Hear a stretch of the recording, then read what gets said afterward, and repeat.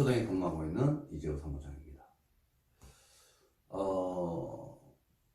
오늘 이 시간에는 이르분 반환 비율, 내가 보통 보면 이제 일남일녀인 경우는 많지 않습니다. 옛날 분들이기 때문에 7남매, 심한 경우 8남매까지도 있는 경우가 있습니다. 그래서 보면 이제 증여를 한 자녀에게만 하는 경우도 있지만 2자녀, 3자녀 이렇게 하는 경우가 있습니다. 이럴 때 반환 비율은 어떻게 정해지냐, 누구한테 얼마를 청구해야 되느냐에 대해서 말씀드리겠습니다. 이번 세타는 복잡하진 않습니다. 쉽습니다, 이거는. 지난 시간과 동일하게 일남 있고 이남 있고 예가 있습니다. 옛날 부모님들은 거의 다 아들 위주입니다. 특히 장남, 저희도 그렇습니다. 저희도 아버님이 갑자기 젊으신 나이에 저희도 돌아가셨습니다. 돌아가신 지 한 27년 됐습니다. 제가 5년 지나면 저희 아버님 나이가 됩니다. 누가 그러더라고요. 한국 사람은 애도의 기간이 끝나지 않는다고. 돌아가셨는데 계속 생각이 납니다. 생각이 나고 이렇게 생각하면 눈시울이 뜨겁기도 하고. 저희 어머니가 1년 반 전에 돌아가셨습니다. 힘들게 돌아가셨는데 1년 동안은 운전하면서도 울고 그랬습니다. 지금은 좀 덜합니다. 그래서 우리나라 사람들은 그게 애도 기간이라고 그러더라고요. 생각이란 마음이 아프고 눈시울이 뜨거워지고 옆으로 샜습니다. 근데 저희도 그랬습니다. 일단 모든 게 장남 위주로 돌아갔습니다. 저희도. 이 부모님도 마찬가지입니다. 전 재산을 몽땅 가지고 돌아가셨습니다. 상속 재산은 전혀 없습니다. 계산을 좀 편하게 위해서. 실제로 그런 분들 많습니다. 10억이 갔습니다. 이남 5억이 갔습니다. 여기는 아무것도 없습니다. 빵원입니다. 그냥. 결혼할 때 혼수해줬다는 얘기들을 합니다. 근데 첫 번째, 증명할 방법이 없습니다. 소송가람 일남 이름이 그럽니다. 혼수 다 해줬다. 근데 증명 안 됩니다. 왜? 부모님이 돌아가셨을 때쯤 되면 여기서 벌써 50대, 40대, 60대, 70대 됩니다. 오래 사시면 70대까지 갑니다. 이게 안 됩니다. 증명이. 그리고 여기만 혼수해줬습니까? 다 해줍니다. 그거 가지고 어머니 옛날에 돌아가셨기 때문에 이름은 6분의 1입니다. 6분의 1. 6분의 1입니다. 이런 경우에 6분의 1 얼마가 되겠죠? 15억이잖아요. 합이 15억입니다. 계산을 위해서 이거를 8억으로 가겠습니다. 18억입니다. 전체 재산이 18억입니다. 그러면 유류분은 3억이 됩니다. 그렇죠. 18억에 6분의 1이니까 3억입니다. 많은 분들은 이렇게 해도 생각을 해요. 이렇게 생각하십니다. 넌 얼마죠? 3억. 곱하기 유류분이요? 3억. 전체 재산 18억 중에 너가 10억을 가져갔으니 18억 대비 10억 곱하기 3억. 이걸 주면 된다. 너 마찬가지. 3억 곱하기 8억. 18억. 이렇게 주면 된다. 라고 얘기합니다. 근데 안 그렇습니다. 이 계산이 이게 틀린 겁니다. 이 계산이. 왜 그러냐면,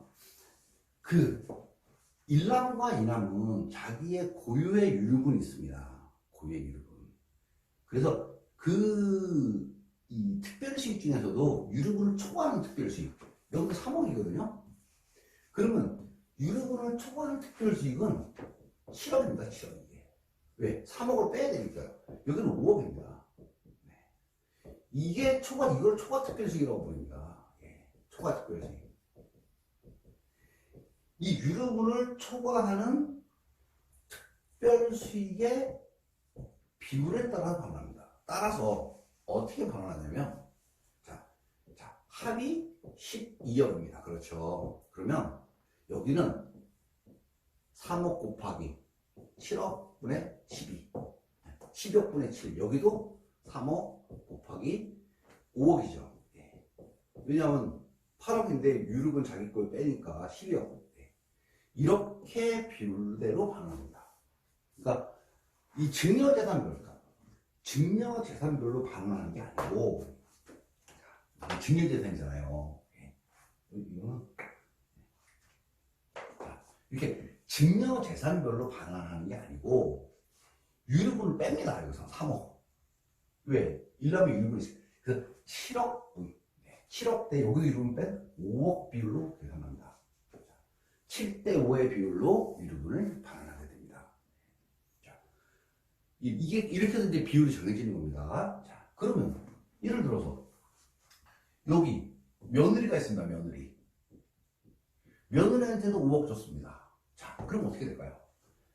이 며느리는 유류분이 없습니다. 상속인이 아니기 때문에. 그래서 이 상속인이 아닌 제3자는 그냥 받은 금액 전체가 그냥 이 비율로 가버리는 겁니다. 이렇게 됩니다. 그래서 만약에 이 경우라면 이렇게 되겠죠. 5억에다가 그러니까 여기 유류분 공제하는 게, 여기 유류분을 일람은 빼면 7억이고 빼면 5억이 된다. 여기는 그냥 5억이잖아요. 그러니까 전부 다 합치면 17억입니다. 그래서 17억분의 7. 여기는 17억분의 5. 여기는 그냥 5. 17억분의 그냥 5입니다. 빼는 게 없으니까. 이 비율로 유류분을 반환을 해주면 됩니다. 이게 유류분 반환 비율입니다. 전 시간에 그 반환 순서는 나왔죠. 반환 순서 나왔고, 요거를 조금 먼저 했으면 좀 나았을 걸 했습니다. 반환 비율은 이렇게 그러니까 증여재산을 기준으로 이렇게 하는 게 아니고, 증여재산에서 자기의 고유의 유류분, 그러니까 반환 의무자가, 특별수익자가 상속인이라면 유류분을 뺀 나머지 비율로 계산하고, 그 상속인이 아니면 그 자체가 이제 전부 유류분 반환 대상이 됩니다. 그 전체를 이제 비율로 잡아야 되겠죠. 자, 반환 비율은 크게 고민할 게 없습니다. 이거는 증여해서 유류분 빼고 그 합계해서 그걸 분모를 잡고 그 해당 상속인의 초과특별수익을 분자로 잡아서 그 반환될 유류분에 곱해버리면 그게 나옵니다. 그 상속인이 반환할 유류분 반환 금액이 나옵니다. 제3자는 그 유류분이 없기 때문에 증여받은 금액 그 자체를 분자로 잡아버리면 됩니다. 오늘은 여기까지 말씀을 드리도록 하겠습니다. 자, 다시 말씀드리면, 정리해드리면, 유류분 반환 비율에 대입할 특별수익은 그 해당 상속인의 그 고유의 유류분을 뺀 초과한 특별수익의 비율에 따라서 반환한다라는 게 오늘의 결론입니다. 자, 그러면 오늘 여기까지 하고 다음 시간에 마지막 유류분 반환 그 방법에 대해서 말씀드리도록 하겠습니다. 강의 듣느라 수고하셨습니다.